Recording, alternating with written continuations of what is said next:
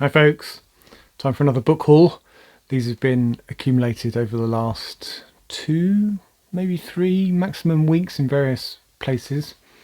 So we're going to start with a little pile that was sent to me by Pete over at West Coast Book Addict. You should go check his YouTube channel out. He was getting rid of some spares and I put my hand up for 6 or 7.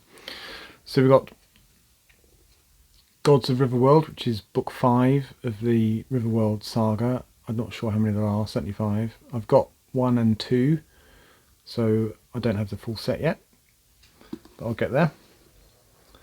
There's an anthology, World's Best SF 1, with Donald Wollheim and Terry Carr. So I suppose this is the precursor to the Gardner Dozois mammoth book of Best New SF. The giant kind of Whopper Dogburger doorstop books. I think this is where they the lineage can be traced back to this series, I think. So that has some stories in it by usual suspects really: Brian Aldiss, Azimoff, Delaney, Dish, Ellison, Lafferty, Niven, Silverberg, Zelazny and several others as well. So 16 stories in there in total. And that was first published in 1971. We've got a few A. Van Votes. There's The Weapon Makers, which is a sequel to The Weapon Shops of Isha. It's a very slender book. Must be about 150 pages. Less than 150. Next we've got A. Van Vote's Slan, which I gather is one of his better known and better regarded books, but I know nothing more about it than that. Let's see what it says. Slans then are a super race capable of mind reading and equipped with bodies many times more resistant to fatigue than ordinary mortals, but they live in constant fear of discovery, for the rewards are great if anyone should capture a Slan, dead or alive. And then there's another one, Battle of Forever. I'm beginning to despair of ever having a full set of the Van Vogt books because there seem to be a lot of them. I've only read one, so I've got a bit of catching up to do. And then we have the Penguin Science Fiction Omnibus, which has got the 3 books that were published separately as Penguin Science Fiction, More Penguin Science Fiction, and Yet More Penguin Science Fiction. I've got More and Yet More, but I don't have the original one. When I first saw this, I thought that's what this was, but it's actually all 3. So that probably means I can ditch books 2 and 3. I don't need them anymore. I've got this. And then there is a Panther anthology edited by Michael Moorcock. Best SF stories from New Worlds 8. I imagine New Worlds was the magazine that Michael Moorcock was the editor of or had some relationship with. So in this there are, it's a pretty stellar cast: J.G. Ballard, John Brunner, Harlan Ellison, M. John Harrison, Barrington Bailey, and a couple of others I don't recognise. But there's 10 stories in there. So that's a little pile from Pete. Thank you very much, Pete. Appreciate it, as always. And then there's next couple of piles I picked up in a charity shop in the usual hall, the Oxfam bookshop in Woodley. Talking of Gardner Dozois. The Visible Man, not the Invisible Man, the Visible Man. I think it's a novel, and I think he's better known and better regarded for his editing work than for his authoring work, so I'd be interested to see what that's like. We've got a couple of Gregory Benfords, which I hoover up whenever I see them now, because partly because lots of you recommended him to me, and also because I've now read one of his books, Timescape, which I thought was excellent, and there's a review of that posted last week, so you should watch it if you haven't already. So, Against Infinity, Ganymede, Moon to Jupiter, a world of ice and cold rock, of ammonia streams and deep-buried mineral-rich meteor debris. Airless and utterly hostile to man, and yet it was being conquered by man. So there are some aliens, something or other. It's richly imagined and exotic, according to the Sunday Times, and a taut picture of a wild colonial future, according to the august Oxford Mail, of all publications. And then we've got another one set in the same region. I don't know if it is. This is Jupiter Project by Gregory Benford as well. I don't think it's related to the one we just looked at. This was published in the mid-70s. Quite slender. That's a US edition. Next we have a Ballard The Unlimited Dream Company, based on entirely on the one or two ballads that I have read, which I didn't enjoy, and in fact, in the case of Crash, actively hated. I'm a sort of reluctant purchaser of ballad, and I'm not sure I could really tell you why I buy them at all, because I'm not sure I'll even read them. But there are a couple of his earlier works that I really want to read. The Crystal World and The Drowned Earth, I think, are two. I think he's a sort of Marmite kind of reader. You either really like him or you don't. There's no in between. And for those of you that are in the US or anywhere outside of the UK, Google Marmite, Marmite. So from the moment Blake crashes his stolen aircraft into the Thames, the Unlimited Dream Company takes over and the town of Shepperton is transformed into an apocalyptic kingdom of desire and stunning imagination ruled over by Blake's messianic figure. Tropical flora and fauna appear, pansexual celebrations occur regularly, of course they do, and in a final climax of liberation, the townspeople learn to fly. Sounds a bit random. An Azimoff collection, The Rest of the Robots, so short stories, robot related. And then sticking with Azimoff, I was interested to get this Azimoff on science fiction, so that's him waxing lyrical. So this is a mixture of things, I think. So there's a bit of the sort of background of the genre, what it takes to write science fiction, how he goes about doing it, what predictions science fiction makes of the future, a bit of history of science fiction writers, and the sort of fan convention sort of scene, and some reviews of some science fiction. So I don't know, so when I read a lot of his short story and collections back in the day, the bits that I quite enjoyed, I enjoyed the stories, but I also enjoyed the introductions that he would typically do for each story or after the story to explain how he wrote it and when it was accepted by the editor, blah blah blah blah. That kind of biographical detail I found quite interesting, and I think that's there's a chunk of that in there. So that's science fiction meta writing. We've got a few books in this I picked up in the same charity shop. So this is High Steel by someone I can only assume is Joe Haldeman's son, but that's a guess. Jack C. Haldeman II, no less. Son or grandson, I guess. And a chap called Jack Dan. And the basic premise of this, I think, Native Americans, I'm vaguely recalling now, when the skyscrapers were built in places like Chicago and New York, they hired a lot of Native Americans because they had no fear of heights or were willing to take their lives in their hands for the money, whichever. And you often see photos of them sort of walking the girders, ridiculous amount of feet up into the air. And they have been, in this case, kind of transferred or transported in fiction into orbit, where they're building some massive industrial facility in orbit high above the Earth. A solid adventure story involving Native American traditions, shamanism and high-tech, fast-paced, tough and provocative, it says. Then we've got a big fat Greg Egan trade paperback, Zendegi, or you don't know anything about that at all. Involves Iran. And then there's a Cory Doctorow, Eastern Standard Tribe, which William Gibson says is utterly contemporary and deeply peculiar, a hard combination to beat or these days to find. So this isn't his first novel. So again, praise on the back from Bruce Sterling. I know many science fiction writers engaged in the cyber world, but Cory Doctorow is a native. We should all hope and trust that our culture has the guts and moxie to follow this guy. He has a lot to tell us. In real life, Cory Doctorow rages against the way that tech has gone from the point of view of the control and the monopoly that the big tech companies have, the likes of Amazon, the likes of Twitter, the likes of Meta or Facebook. So I'm sure he goes to town on that. And this I thought was interesting. I almost didn't get it, then I read the back and decided that I would. It's a translation from a German science fiction book, which was published some time back, has only relatively recently been translated. So it's The Carpet Makers by Andreas Eschbach, with a foreword by Orson Scott Card. So I don't know much about that. Let's see. Since the time of prehistory, carpet makers have tied intricate knots to form carpets for the court of the emperor. These carpets are made from the hair of wives and daughters. They're so detailed and fragile that each carpet maker finishes only one single carpet in his entire lifetime. And this art has been descended from father to son since the beginning of time itself. One day the empire of the god emperor vanishes and strangers begin to arrive from the stars to follow the trace of the hair carpets. What these strangers discover is beyond all belief, more than anything they could ever have imagined.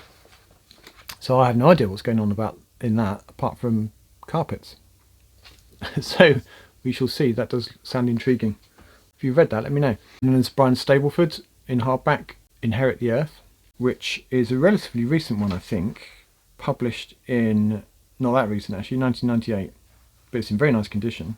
It was a tour, so it's on the nice paper that they sometimes use in the US, and it's not yellowed at all, whereas you might find a book of that age in the UK might have done. So what's this? In the 22nd century, biomedical nanotech has given everyone in the world long life and robust health. It is the new utopia, and all live in the expectation that true immortality will soon be realised.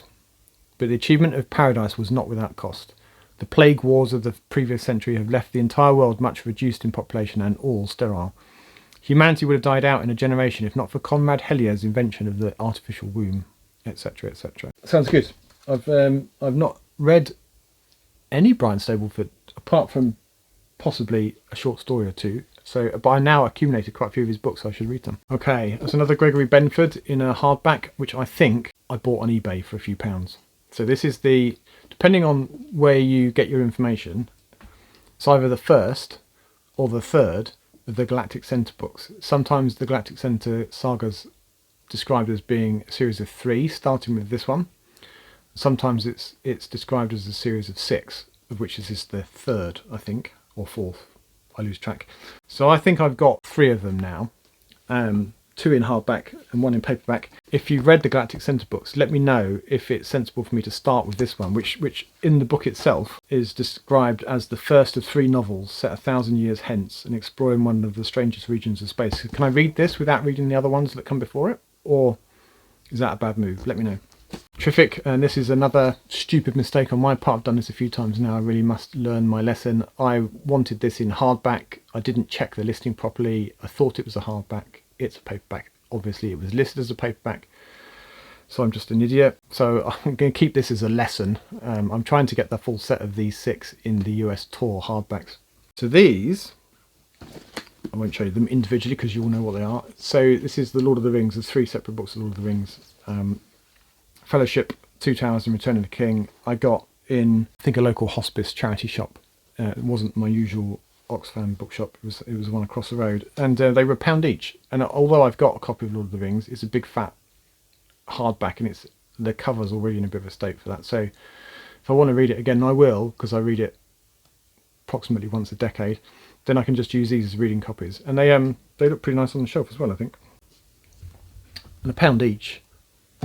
It's rude not to. Right then, so going back to the fantasy roots of Adrian Tchaikovsky, Shadow of the Apt is a, I think, 10 book series, and these are not thin books, these are big fat books. I found the first 6 in pretty good condition in a charity shop for £2 each, and I had to buy them. I've heard really good things about the first couple, maybe 3 of these, and then it apparently goes a bit downhill. But at some point we'll read the first 1 or 2 and see how I go with it. But I hear really good things. The sort of premise, if I remember rightly, just from what other people have said, is that, so this is the Empire in black and gold. The black and gold referring to wasps. So there are different peoples with affinities to different insects. So they're not insects, but they take some of their traits from those insects, I think. Quite what traits the Empire of black and gold would have, apart from buzzing annoyingly around your head while you're trying to eat outside in the summer. I don't know, maybe that's their superpower. maybe they conquer other people just by annoying them whilst they're trying to eat a jam sandwich. Maybe that's it. Wouldn't make much of a story though, would it? I expect Adrian Tchaikovsky has been a bit more imaginative than that. So there is book 2, Dragonfly Falling. Book 3, Blood of the Mantis. I'll let you guess what insects those relate to. Salute the Dark, I'm guessing Firefly. The Scarab Path, I'm guessing Scarab. And the Sea Watch, which seems to involve some kind of aquatic bug people. Whatever. Now, I'm being a bit flippant about these, but it starts off strong. I don't know about the rest of it, but worth a read apparently. I won't rush to get the other 4 until I've read a couple of them to see how I get on. Right, in this next section, I'm guilty of having an unauthorised splurge on eBay, which I'll probably get told off about. But every now and again I have a look, do a search on pan science fiction, see what comes up in the pan lozenge line, and then I buy a few. So here's some. I'm not going to dwell on them much because at some point in the not too distant future, I'm going to do a bit of a deep dive on that pan lozenge collection, which is nowhere near complete. But I think by the time I've shown, I think I now have, including the ones I'm about to show you, 44 of the 78 that there are. So I'm 32 shy from the total. But we have Aldous Nonstop. We have Decade, the 1940s. I've already got the 50s, so I need the 60s. There's 3 of these.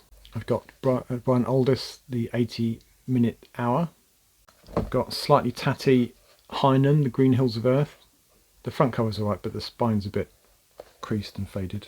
And then there's a tighter Bob Shaw, Cosmic Kaleidoscope, which I think is a short story collection. Yes, it is.